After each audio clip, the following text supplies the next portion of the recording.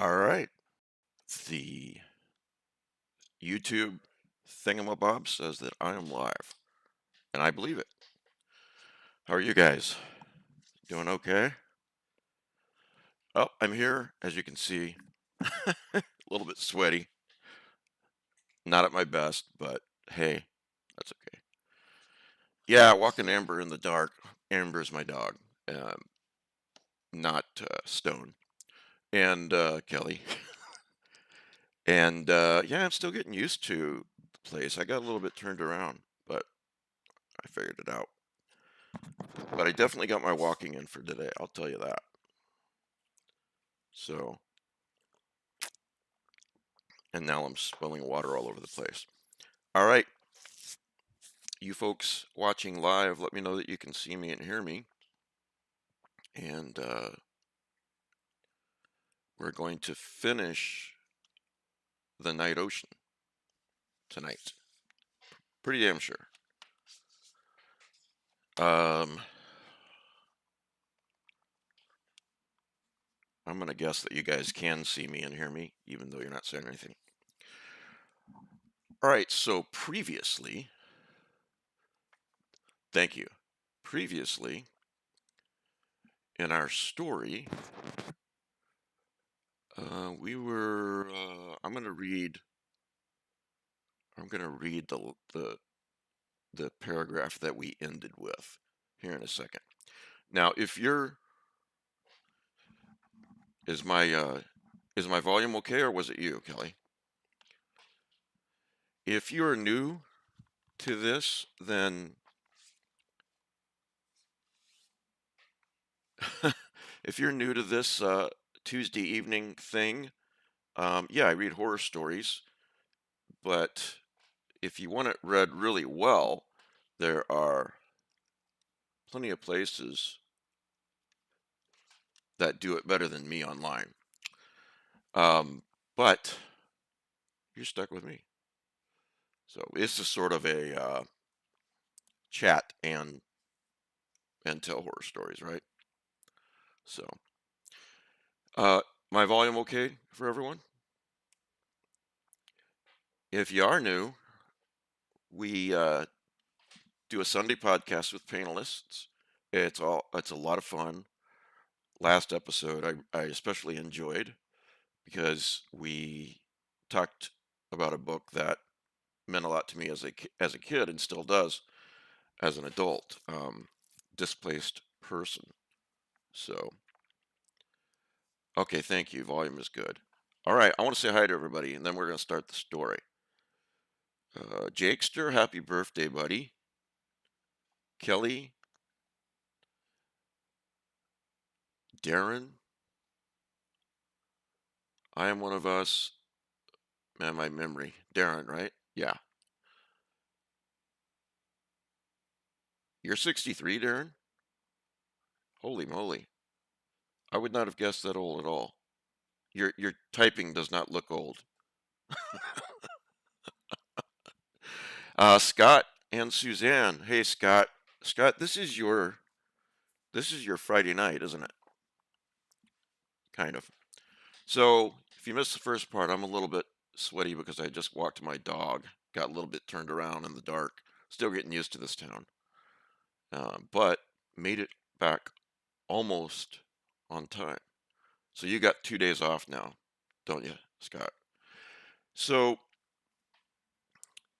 I'll just say this, that I will never get political on this channel, but obviously the seems like the world is burning down. Uh, I don't think it's political to say that.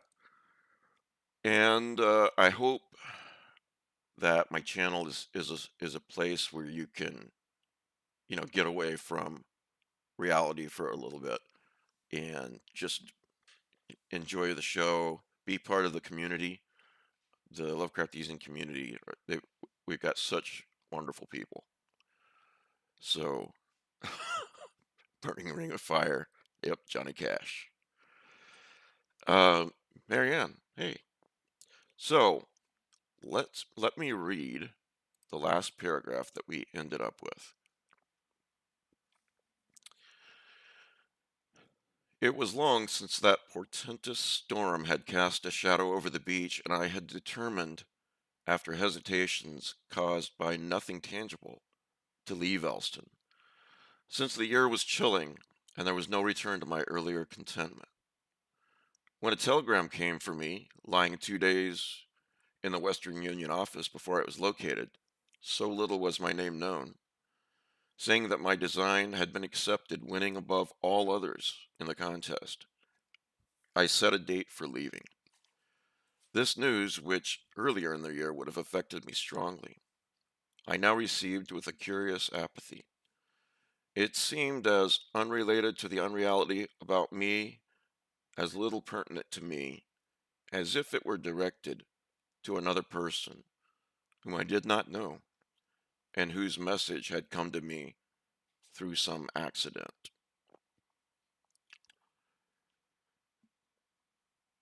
There were only 4 nights of my stay remaining when there occurred the last of these events, whose meaning lies more in the darkly sinister impression surrounding them than in anything obviously threatening.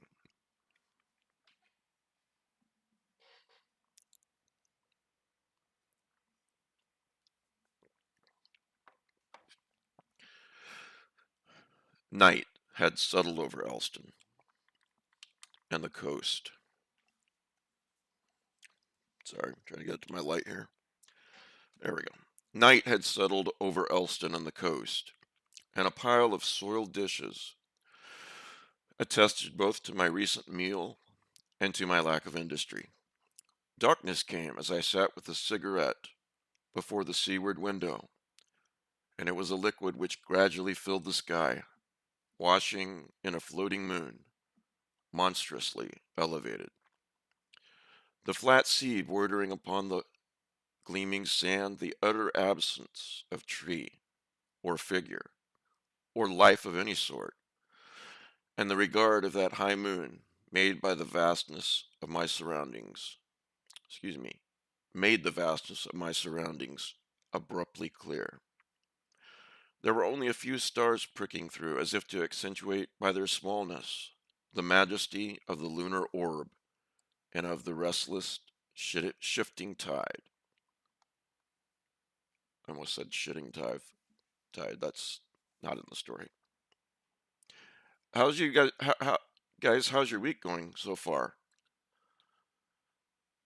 Suzanne, I know how yours is probably going, being a teacher.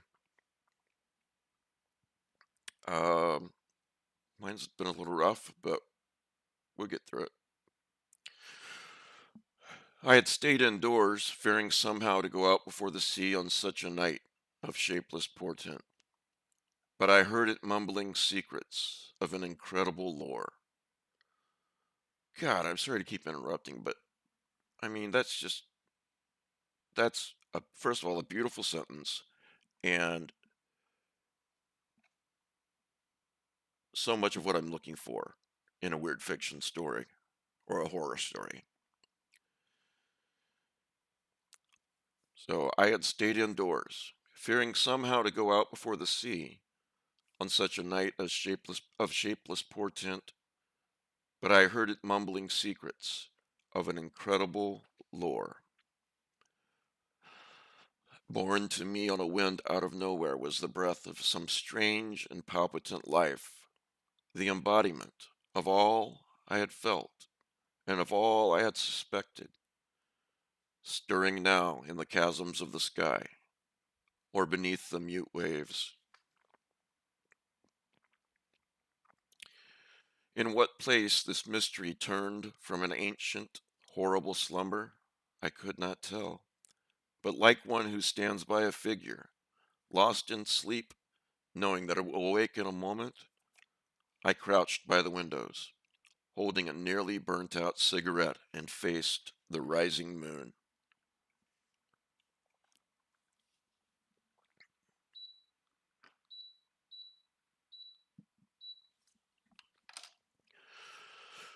Gradually there passed into that never stirring landscape a brilliance, intensified by the overhead glimmerings, and I seemed more and more under some compulsion to watch whatever might follow. The shadows were draining from the beach, and I felt that they took with were all which might have been a harbor for my thoughts when the hinted thing should come. Where any of them did remain, they were ebon and black, still lumps of darkness, sprawling beneath the cruel, brilliant rays, the endless tableau of the lunar orb, dead now, whatever her past was, and cold as the unhuman sepulchre she bears amid the ruin of dusty centuries older than man, and the sea, astir, perhaps, with some unkenned life, some forbidden sentience, confronted with me a horrible vividness. I rose and shut the window, partly because of an inward prompting, but mostly, I think, as an excuse for transferring momentively the stream of thought. No sound came to me now as I stood before the closed panes. Minutes or eternities were alike. I was waiting, like my own fearing heart, and the motionless scene beyond, for the token of some ineffable life. I had set the lamp upon a box in the western corner of the room, but the moon was brighter, and her bluish rays invaded places where the lamplight was faint. The ancient glow of the round, silent orb lay upon the beach as it had lain for eons, and I waited in a moment, I waited in a torment of expectancy, made doubly acute by the delay in fulfillment and the uncertainty of what strange completion was to come.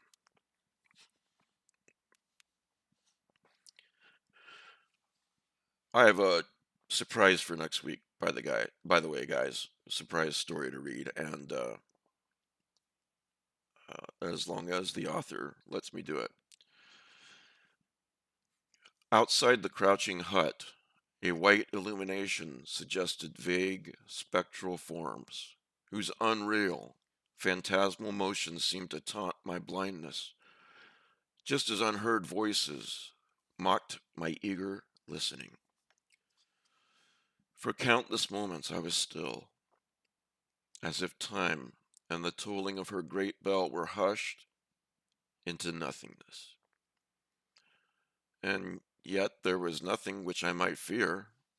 The moon chiseled shadows were unnatural in no contour and veiled nothing from my eyes.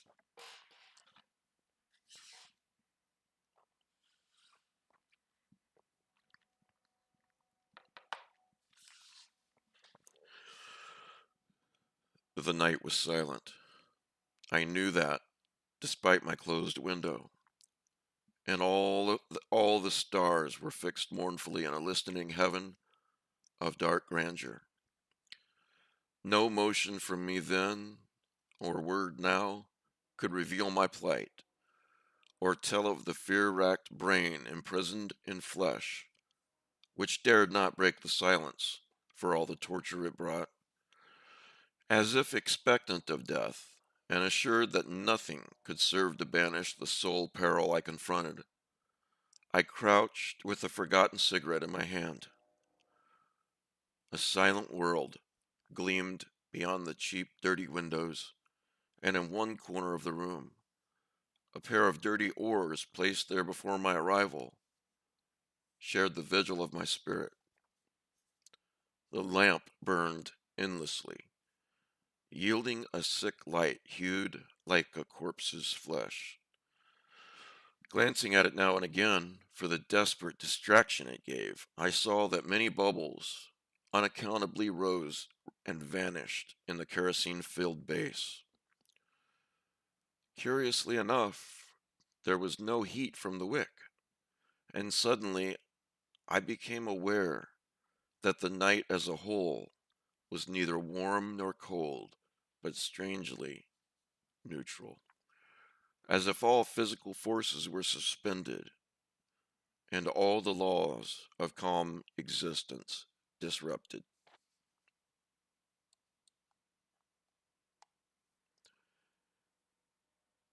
Poll, oh, that's a good question. Kelly says, Poll, how many times have you dropped the F-bomb this week? Yeah, a few for obvious reasons and a few for some personal reasons. So yeah, guilty. I don't know how many times. I don't know if I can count that high. No, it's not that bad. Good question, Kelly. All right.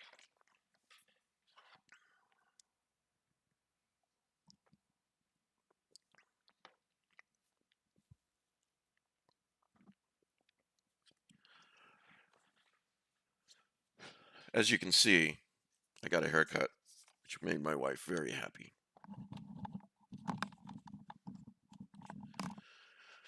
Then, with an unheard splash which sent from the silver water to the shore, a line of ripples echoed in fear by my heart. A swimming thing emerged beyond the breakers. The figure may have been that of a dog, a human being, or something more strange. It could not have known that I watched. Perhaps it did not care. But like a distorted fish, it swam across the mirrored stars and dived beneath the surface. After a moment, it came up again, and this time, since it was closer, I saw that it was carrying something across its shoulder. I knew then that it could be no animal, and that it was a man, or something like a man, which came toward the land from a dark ocean. But it swam with a horrible ease.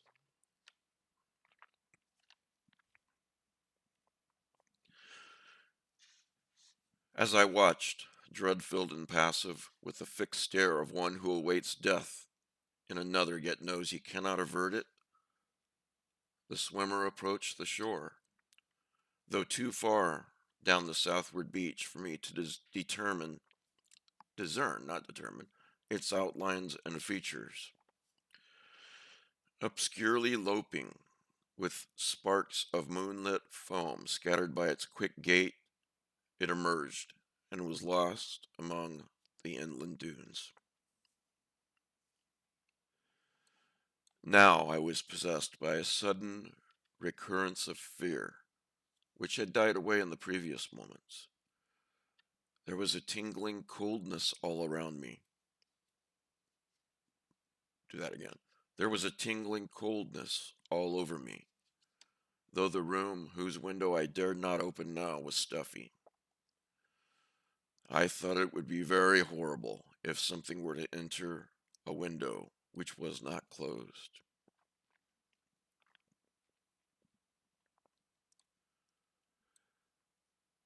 I've got a little poll for you. How many people have read The Night Ocean before I started reading it to you guys? Now that I could no longer see the figure, I felt that it lingered somewhere in the close shadows, or peered hideously at me from whatever window I did not watch. And so I turned my gaze eagerly and frantically to each successive pane, dreading that I might indeed behold an intrusive, regarding face, yet unable to keep myself from the terrifying inspection. But though I watched for hours, there was no longer anything upon the beach.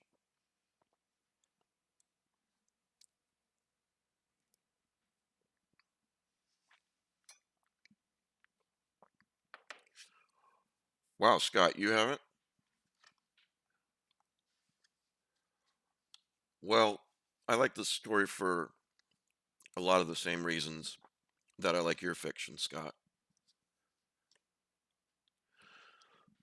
So the night passed, and with it began the ebbing of that strangeness, a strangeness which had surged up like an evil brew within a pot, had mounted it to the very rim in a breathless moment, had paused uncertainly there, and had subsided, taking with it whatever unknown message it had borne. Like the stars that promise the revelation of terrible and glorious memories, goad us into worship by this deception, and then impart nothing. I had come frighteningly near to the capture of an old secret which ventured close to man's haunts and lurked cautiously just beyond the edge of the known. Yet in the end I had nothing.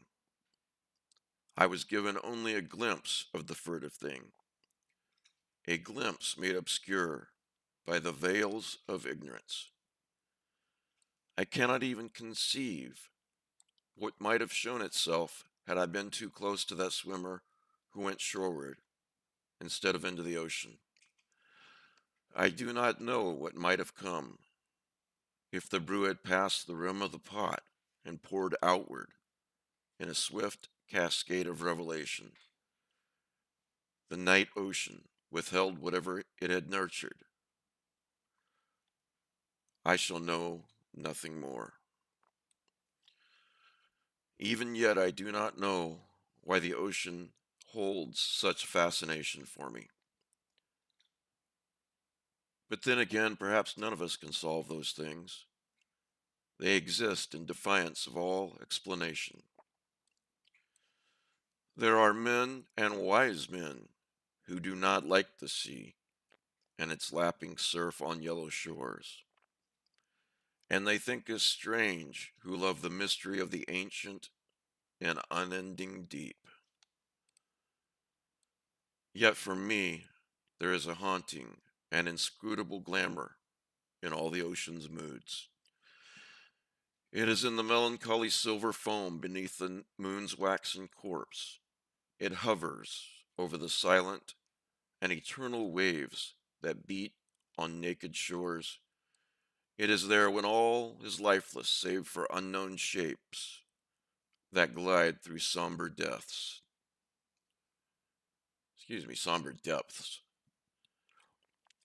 And when I behold the awesome billows surging in endless strength, there comes upon me an ecstasy akin to fear, so that I must abase myself before this mightiness, that I may not hate the clouded waters and their overwhelming beauty.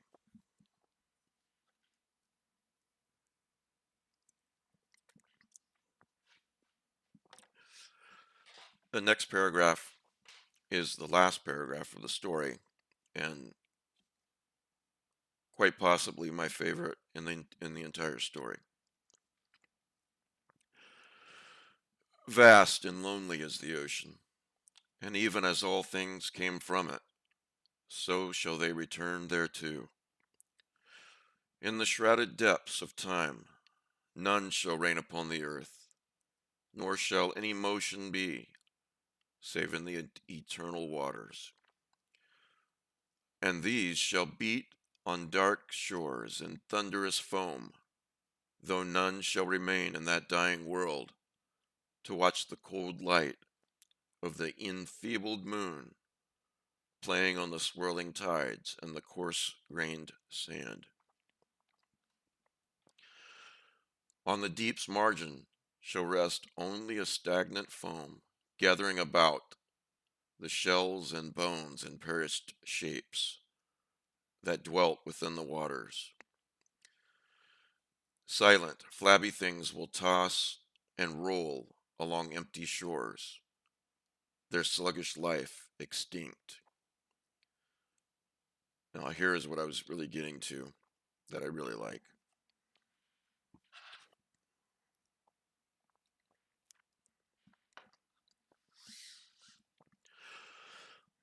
Then all shall be dark, for at last even the white moon on the distant waves shall wink out.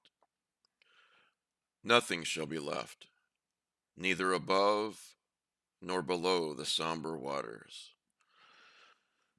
And until that last millennium, as after it, the sea will thunder and toss throughout the dismal night. And that was The Night Ocean by R.H. Barlow and H.P. Lovecraft. So, yeah, we got through it.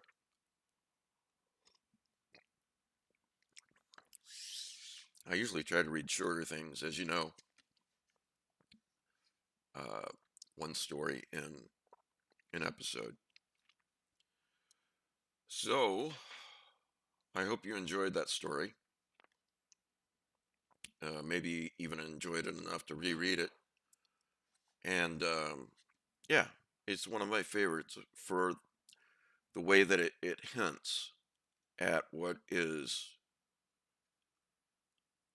unknown, but it's only a hint in the end. So yes.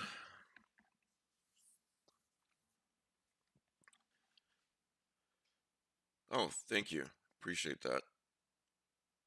Kelly says, saw one beach on west coast of South Africa that had foam covered it all.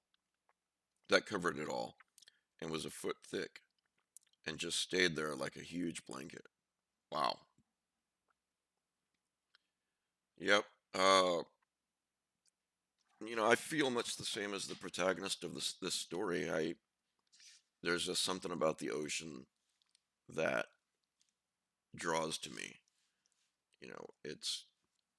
It's liquid eternity if you think about it. Um, yeah.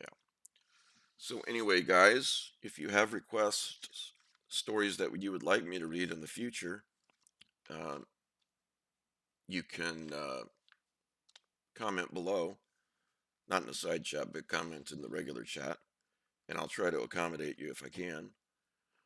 And hopefully, I will have a nice surprise for you guys next Tuesday. So I'm going to sign off. I hope everyone is having as good of a week as it's possible to have right now.